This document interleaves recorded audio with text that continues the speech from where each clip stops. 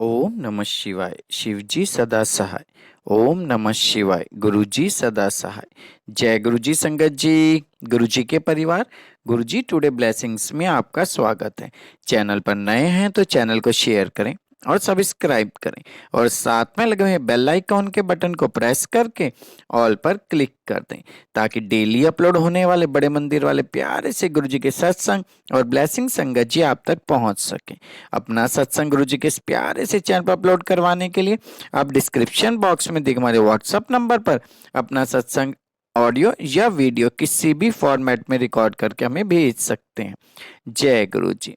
संगत जी, आज का सत्संग बहुत प्यारा और ब्लेस सत्संग है और ये सत्संग हमारे साथ शेयर किया है ग्रेटर नोएडा से पूजा आंटी जी ने। हाँ जी, ग्रेटर नोएडा से पूजा आंटी जी ने सत्संग हमारे साथ शेयर किया है। मैं दिल से उनका शुक्राना करता हूँ कि उन्होंने गुरु जी से आज्ञा लेकर गुरु जी के इस प्यारे से चैनल पर अपना सत्संग शेयर किया। चलिए सत्संग स्टार्ट करते हैं। जय गुरु जी। जय गुरु जी, शुक्राना गुरु जी, अनंतम अनंतम शुक्राना गुरु जी।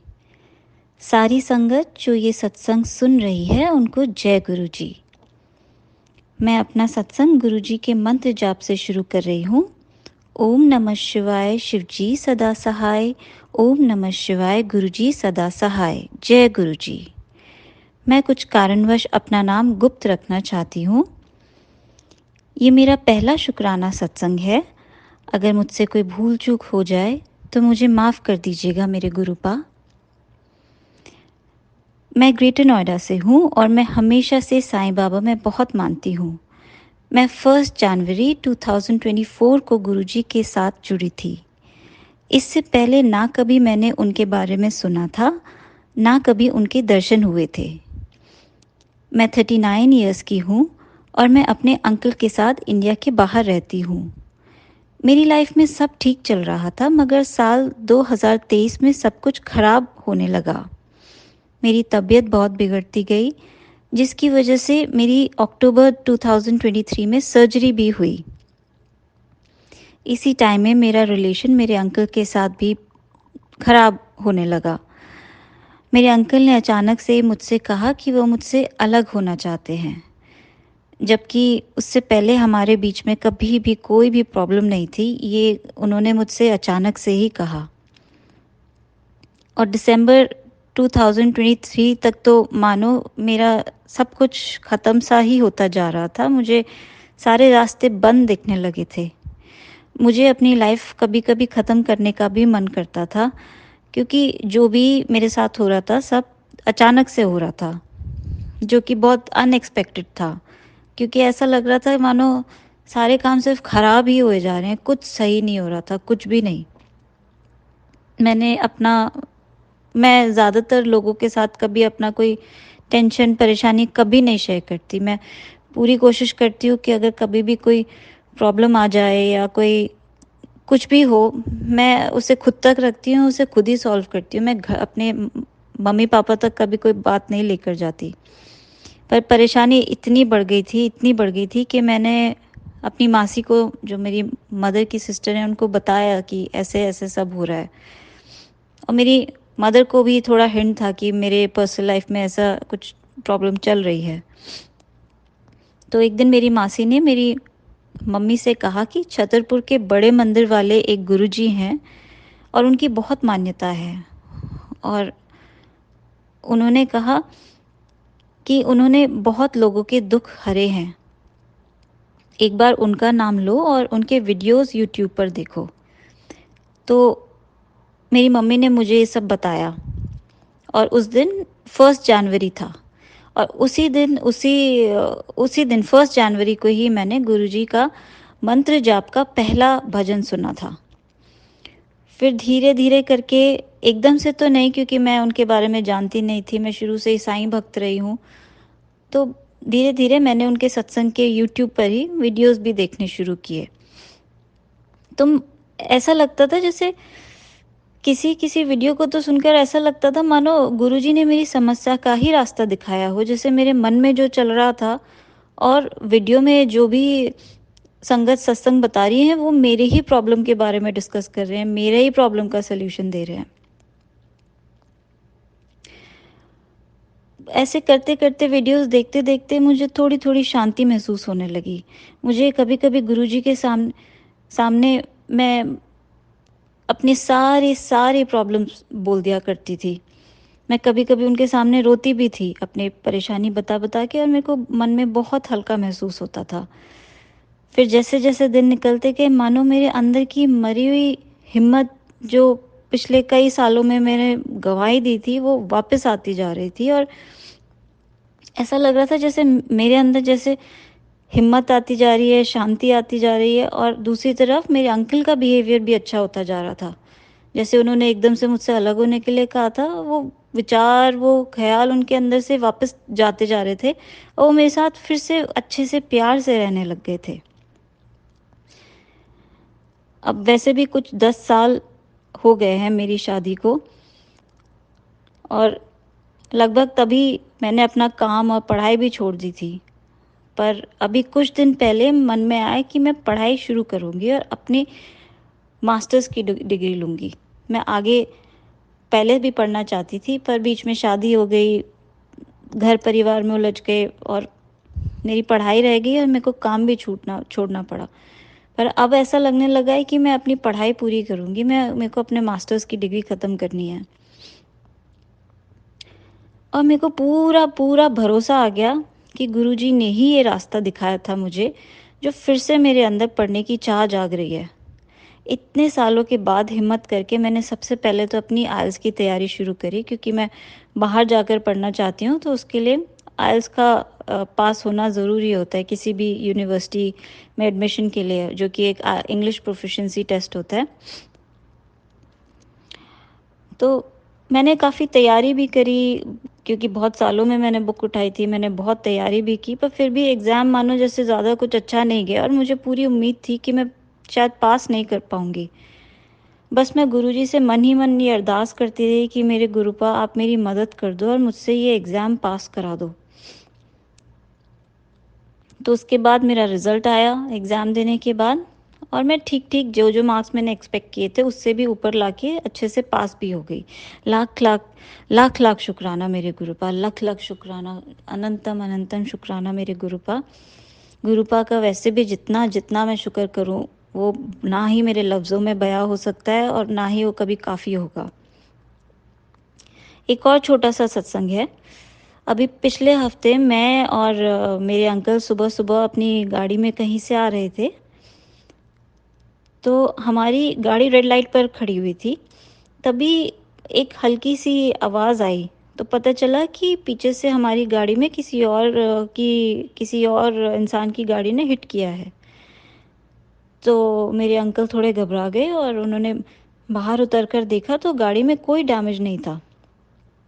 और क्योंकि कोई डैमेज नहीं था, तो हमने ऐसा कुछ वहाँ पे मसला नहीं बनाया, और हम अपना शांति से घर आ गए। तब घर आके मुझे एकदम से ध्यान हुआ कि गुरुजी ने तो हमको बचा लिया, कि गाड़ी में इतने हल्के से टक्कर हुई और कोई डैमेज भी नहीं हुआ। नहीं तो हो सकता था कि कोई भारी भरकम टक्कर हो सकती थी, गाड़ी में डैमेज हो सकता था, हमें चोट लग सकती थी, पर कुछ हुआ ही नहीं।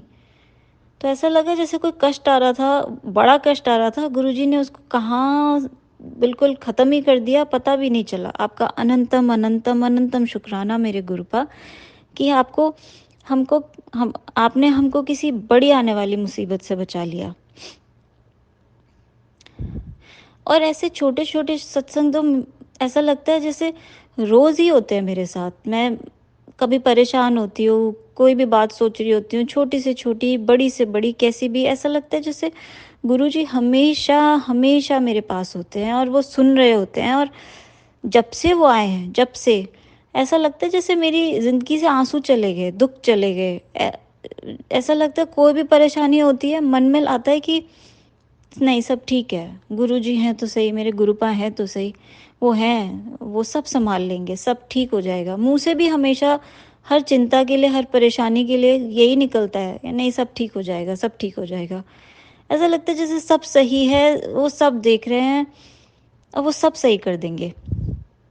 एक बार यूँ हुआ कि हम लोग अभी 2 हफ़्ते पहले ही इंडिया जाने के लिए प्लान कर रहे थे, तो हमने टिकट्स देखी एकदम से, क्योंकि प्लान एकदम से बना, तो टिकट थोड़ी महँगी आ रही थी।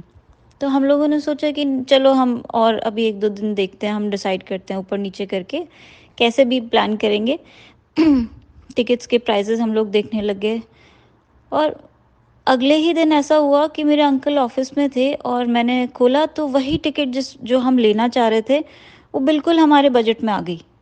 और मैंने तभी अपने अंकल को फ़ोन करके बोला कि टिकट एकदम बजट में चल रही है, आप अभी बुक कर दो। और हमने वो अपने मनपसंद टिकट बुक कर दी, अपनी मनपसंद एयरलाइन से। आपका लख-लख वार मेरे गुरूपा शुक्राना, आपका लख-लख वार शुक्राना। तो ऐसे कई सत्संग होते हैं कि मन में बात आती है और ऐसा लगता है कि गुरूपा उसे सुन लेते हैं। वो सब सब कर देते हैं और ऐसा लगता है जैसे सिर के ऊपर उनकी छाया आ गई है और अब मेरे को कभी कोई कष्ट छू भी नहीं सकता। मुझे अंदर से ऐसे महसूस होता है बार-बार।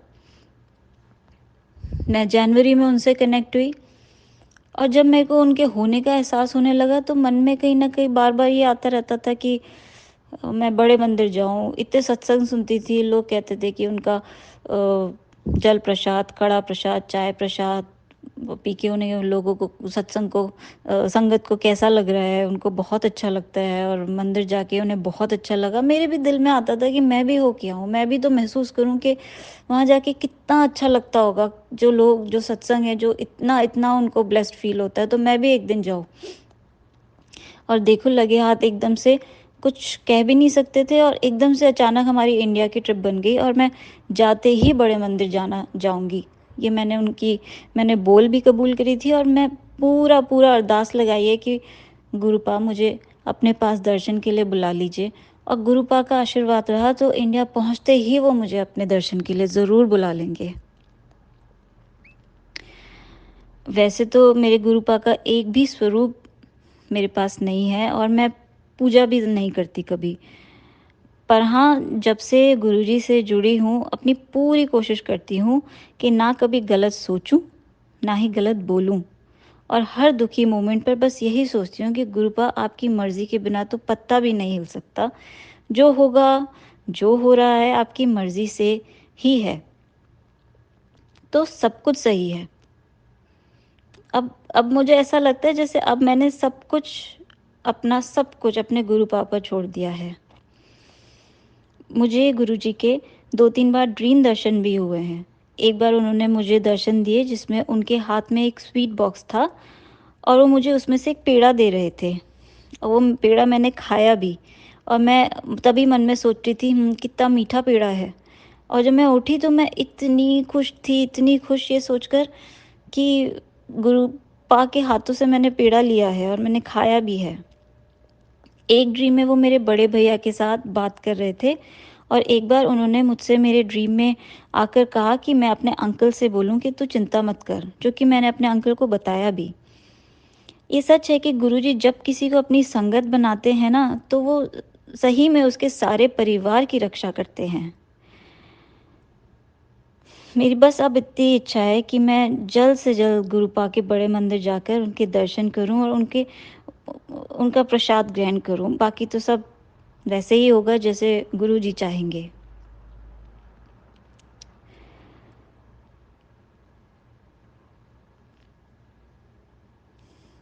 आगे अब जो भी होगा, वो सब गुरुजी की मर्ज़ी से ही होगा। पर मेरे अंदर अब इतनी शांति और खुशी है कि मैं अब अकेले नहीं हूँ, मेरे गुरुपा हर पल मेरे अंग-संग हैं, मेरे साथ हैं। मैं अब अपने सत्संग को यहीं विराम देती हूँ। संगत जी, गुरुजी की मेहर से मैं आगे भी जितने मेरे साथ सत्संग होंगे, वो ज़रूर सुनाती रहूँगी, लिखना होगा तो लिखती रहूँगी। जो भी संगत ये सत्संग सुन रही है और बाकी सब भी, उन सब पर गुरुजी अपनी कृपा बनाए रखें।